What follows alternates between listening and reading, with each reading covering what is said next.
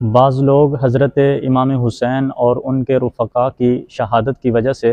محرم الحرام کو غم کا مہینہ قرار دیتے ہیں، جس کی وجہ سے بہت سارے لوگ اس مہینے میں یعنی محرم الحرام میں شادی بیاہ کرنا جائز نہیں سمجھتے، اور اسی طرح کوئی بھی خوشی کی تقریب، مکان کی تعمیر کرنا، نیا لباس پہننا، نیا لباس خریدنا، عورتوں کا مہندی لگانا، زیب و زینت کرنا اور بہت ساری ایسی چیزوں کو جو جائز ہیں ان کو محرم الحرام میں ناجائز سمجھتے ہیں، اس لیے کہ یہ غم کا مہینہ ہے اور اس میں آل رسول سیدنا امام حسین رضی اللہ تعالی عنہ اور ان کے رفقا کی شہادت ہے کہ کسی بھی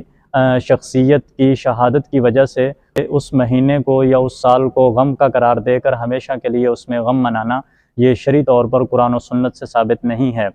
اگر فرض کریں کہ ہم حضرت امام حسین رضی اللہ تعالی عنہ کی شہادت کی وجہ سے محرم الحرام کو غم کا مہینہ قرار دیں تو پھر اسلامی تاریخ میں ایسی بہت ساری شخصیات ہیں جن کی شہادتیں ہوئیں اور ان کی شہادت کے عظیم سانے پیش آئے، واقعات پیش آئے جو بہت دردناک اور عالمناک تھے، تو پھر ان کی بھی تاریخ کو اور ان مہینوں کو غم کا مہینہ قرار دے کر اگر منایا جائے تو اس طرح پورا سال ہم پھر غم میں ہی مناتے رہیں گے۔ جیسے بڑے بڑے صحابہ کرام میں، خلفائے راشدین میں حضرت عمر رضی اللہ تعالی عنہ کی شہادت کا عظیم سانحہ، اسی طرح حضرت عثمان رضی اللہ تعالی عنہ کی دردناک شہادت کا واقعہ، حضرت سید الشہداء حضرت حمزہ رضی اللہ تعالی عنہ کی شہادت کا بڑا دردناک عظیم واقعہ پیش آیا،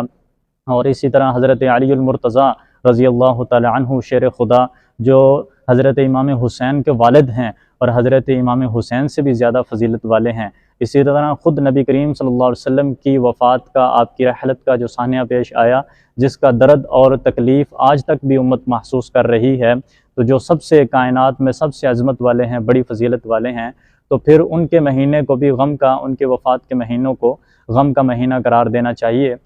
لیکن اس بات کے لیے کوئی بھی تیار نہیں ہے اور کوئی بھی شخص ربیع الاول کے مہینے کو غم کے طور پر نہیں مناتا اور نہ ہی باقی تمام شہداء کے مہینوں کو غم کے طور پر منایا جاتا ہے، بلکہ محرم الحرام کے مہینے کو اللہ رب العزت نے عظمت عطا کی ہے، اور یہ اسلامی سال کا پہلا مہینہ ہے اور بڑا بابرکت مہینہ ہے جس سے اسلامی سال کا آغاز ہوتا ہے، تو اس میں زیادہ اہمیت دی جانی چاہیے کہ شادی بیاہ کو اس مہینے میں کیا جائے تاکہ اللہ تعالیٰ اس میں بھی برکت عطا فرمائے۔ ہاں، نکاح سنت کے مطابق کرنا جائز ہے، البتہ جو ڈھول ڈھمکے اور گانے باجے وغیرہ ہیں ان کا ویسے بھی عام دنوں میں بھی کرنا ممنوع